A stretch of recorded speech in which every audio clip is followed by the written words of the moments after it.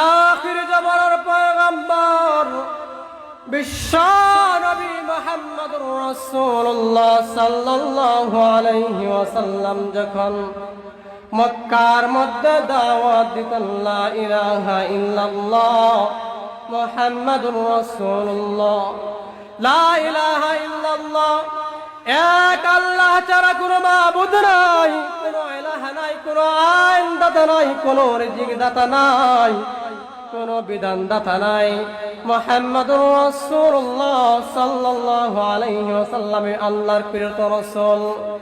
এভাবে যখন মক্কার মধ্যে দিনের দাওয়াত দেওয়া শুরু করে দিলেন, আমার ভাইয়েরা, কুরআন এমন এক মজার কিতাব, যে কিতাব কাফেররা যখন শুনে যত ষড়যন্ত্র করে, যত বিরোধিতা করে, কিন্তু রব্বুল আলামিন এমন এক কুরআন আমাদের মধ্যে দিলেন, সেই কুরআনের তেলাওয়াত শুনে বড় বড় কাফের মুশরিকেরা কালেমার মালা গলায় নিয়ে নেয়। সুবহানাল্লাহ। আমার ভাইয়েরা, আমার বাবাজিরা, এই মক্কার বড় বড় কাফের মুশরিকেরা চিন্তা করা শুরু করে দিল, মুহাম্মদ সাল্লাল্লাহু আলাইহি ওয়াসাল্লামকে দিনের দাওয়াত থেকে আটকানো লাগবে, দিনের দাওয়াত থেকে থামানো লাগবে। আমরা একটা প্রচেষ্টা করি বিশ্ব নবী রাহমাতুল্লিল আলামিনকে, মানে আমরা একটা সমতা বসে যাই। তারা একসাথে বসলো, বিশ্ব নবী সাল্লাল্লাহু আলাইহি ওয়াসাল্লামকে তিনটি প্রস্তাব করলেন। কয়টি প্রস্তাব করলেন? তিনটি প্রস্তাব করলেন।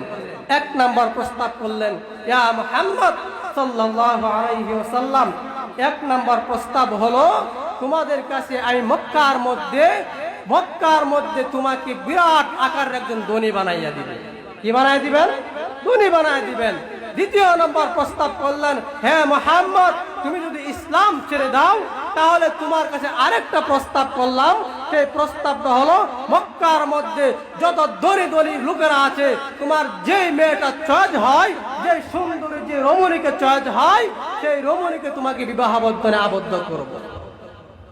তিন নম্বরে বললেন, হে মুহাম্মদ, তুমি যদি ইসলাম প্রচার করতে না পারো, ইসলাম প্রচার করতে আমরা মানে তোমরা করতে পারবে না, এখানে আরেকটা শর্ত হচ্ছে, তুমি এই যে দেখতেছো মক্কা নগর, এই মক্কা নগরের মধ্যে তোমাকে আমি সবার চেয়ে বড় লিডার বানিয়ে দেব।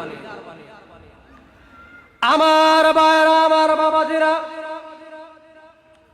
ভালো করে লক্ষ্য করুন, এখানে এই কথা রয়েছে। অন্য রেওয়াতের মধ্যে, অন্য জায়গার মধ্যে বলেন, আখিরে জামানার পয়গম্বর বিশ্ব নবী রাহমাতুল্লিল আলাইহি সালাতু ওয়াসসালামকে তিনি বললেন, কাফেররা বলতেছেন, এ মুহাম্মদ, তুমি তো আমার ভাতিজা, আমরা মারামারি চাই না, কাটাকাটি চাই না, আমরা দাঙ্গা চাই না, তুমি তো আমাদের ভাতিজা মুহাম্মদ, চাচা ভাতিজার মধ্যে মারামারি চাই না, চাচা ভাতিজার মধ্যে দাঙ্গা চাই না।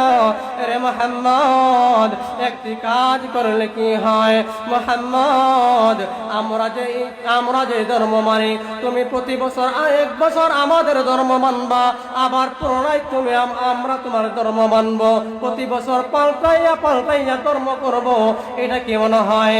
আখির জামানার পয়গম্বর বিশ্ব নবী, মায়ার নবী, দয়ার নবী রাহমাতুল্লিল আলামিন ডাক দেয়, এরে কাফেররা রে, আমি মুহাম্মাদুর রাসূলুল্লাহ সাল্লাল্লাহু আলাইহি ওয়াসাল্লাম তো আমার ব্যক্তিগত কথা বলতে পারি না, যতক্ষণ না আল্লাহ রাব্বুল আলামিন আমার কাছে জিবরাইল আলাইহিস সালাতু ওয়াসসালামের মাধ্যমে ওহী নিয়ে আসেন। আল্লাহর রাসূল কি মনে করেন আমাদের মতো জানি না শুনি না এক কথা বলে ফেলতো? বলতো না, ওহী না আসা পর্যন্ত। এখন এই পর্যায়ে আল্লাহ রাব্বুল আলামিনের অর্ডারে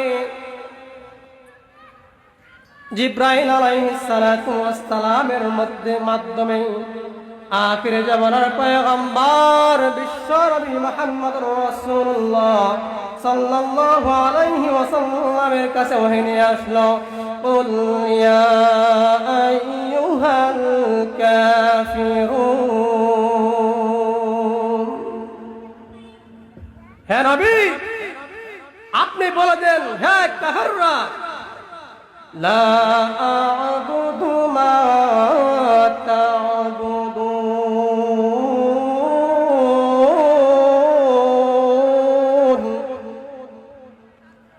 আল্লাহ রাব্বুল আলামিন বলেন, নবী তুমি বলে দাও, আমি তাদের ইবাদত করি না যার ইবাদত তোমরা করো।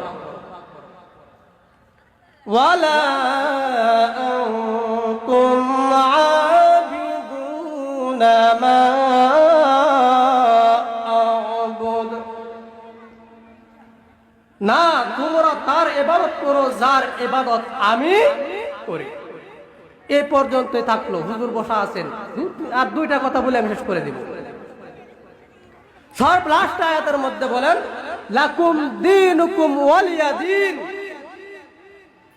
যে অতএব তোমাদের ধর্ম তোমাদের জন্য, আমাদের ধর্ম আমাদের জন্য। এখানে দেখবেন আমরা একটা কথা বলে থাকি যে যার যার ধর্ম উৎসব সবার একটা কথা বলি না আমরা। এখানে দেখেন আল্লাহ রসুল বলেন, আল্লাহ কুরআন নাযিল করে দিলেন, এই কাফিরুনের মধ্যে বলে দিলেন কাফেরদের মধ্যে তিনটা জিনিস দিয়ে কাফিরুন সূরা নাযিল হয়েছে। এক নাম্বার হচ্ছে কাফিরুনের অর্থ হলো, এক নাম্বার যারা নাকি পুরা কাফিরের মধ্যে জাল হোক জুলুম হোক, যেই প্রকারের অত্যাচার নির্যাতন জুলুম হোক না কেন, সে তারপর ইমানের পক্ষে তাকে আছে কি আছে না। একটা ঘটনা বলবো, 2 মিনিট সময় নেব, তারপর আলোচনা শেষ করে বলবো। আর 1 সেকেন্ড বিরোধ করবো না, 1 সেকেন্ড বিরোধ করবো না। আল্লাহ রাসূল সাল্লাল্লাহু আলাইহি সাল্লামের যে সাহাবী খাব্বাব রাদিয়াল্লাহু তাআলা আনহু, খলিফাতুল মুসলিমিন হযরত ওমর রাদিয়াল্লাহু তাআলা আনহু খলিফা ছিলেন। একদিন এক জায়গার মধ্যে, অনেক জায়গার মধ্যে অনেক সিস্টেমের কথাটা বলা হয়েছে। খলিফাতুল মুসলিম ওমর বলতেন, হে সাহাবীরা, আজকে তোমাদের মাধ্যমে এমন একটি সাহাবীর কথা শুনবো যে সাহাবীরা ঈমান গ্রহণ করার পূর্বে সে কতটুকু কষ্ট সহ্য করেছিল।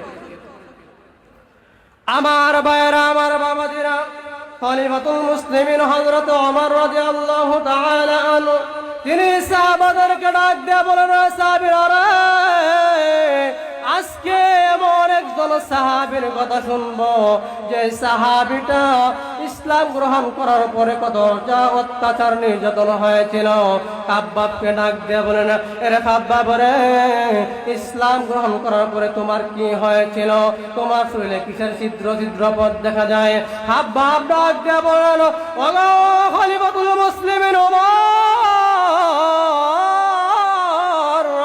ও খলিফাতুল মুসলিমিন ওমর, আমি যেদিন ইসলাম গ্রহণ করলাম, ইসলাম গ্রহণ করার পরে আমার বাড়ি কেউ মানে নাই, আমার বাবা মানে নাই, আমার আত্মীয় স্বজন মানে নাই। খলিফাতুল মুসলিমিন, ইসলাম যখন আমি গ্রহণ করলাম, আমি যখন ইসলাম ছাড়ে নাই, আমাকে আগুনের শিকালো দ্বারা আমাকে পুরানো হয়েছিল, আমার একের পর এক চামড়াগুলা পুড়ে দেওয়া হয়েছিল, আমার যে শরীরে গোশত গুলা আছে, আড্ডি গুলা আছে, খলিফাতুল মুসলিমিন এক এক করে পুড়ে দিয়েছিল। তারপর আমি ঈমান চাই নাই। খলিফাতুল মুসলিমিন, ঈমান চাই নাই, ঈমান চাই নাই, আমি ঈমানের প্রতি অটল রয়েছে। আমার ভাইরা, আমার বন্ধুরা, আমি এখান থেকে একটা মেসেজ দিয়ে দিতে চাই। এই পৃথিবীর মধ্যে যত প্রকার নাস্তিক বলেন, কাফের বলেন, মুরতাদ বলেন, মুনাফিক বলেন, যেই প্রকারের মুনাফিকরা আমাদের জন্য ইসলাম বিরোধিতা করার জন্য, ইসলামকে প্রচার না করার জন্য এক এক ধরনের এক এক চন্দি ঘাটে এক একজনে এক এক রকমের কথা বলে, এমনকি কুরআনের কোরআন মাহফিলের মধ্যে বাধা দেওয়ার জন্য চেষ্টা করে, কথা বলেন ঠিক কিনা? আমার ভাইরা, আদিকাল থেকে যেভাবে সাহাবায়ে কেরামদের উপর অত্যাচার নির্যাতন হয়েছিল, ঠিক আমাদের সমাজেও দেখবেন ইব্রাহিম আলাইহিস সালামের সাথে ছিল নমরুদ, ফেরাউনের মুসা আলাইহিস সালামের সাথে ছিল ফেরাউন, মুহাম্মদ মুস্তাফা সাল্লাল্লাহু আলাইহি সাল্লামের সাথে ছিলেন আবু জাহেল। তদ্রুপ করে আজ বিশ্বের মধ্যে যারা নাকি ইসলামের হক কথাগুলো বলছে, কুরআনের হক কথাগুলো বলছে, যারা নাকি দ্বীনের কাজ করার জন্য কথা বলছে, তাদেরকে গিয়ে দেখেন অত্যাচার নির্যাতন করে জিনার মামলা, লুটপাটের মামলা দিয়ে তাদেরকে আজকে জেলে বন্দী করে রাখা, কথা ঠিক কিনা? আল্লাহ রাব্বুল আলামিন যেন আমাদের সকলকে কুরআন ও হাদিস বুঝে শুনে আমল করার মতো তৌফিক দান করুন। সকলে বলে আমিন। ওয়া আখিরু দাওয়ানা আলহামদুলিল্লাহি রাব্বিল আলামিন। আসসালামু আলাইকুম ওয়া রাহমাতুল্লাহি ওয়া বারাকাতুহু।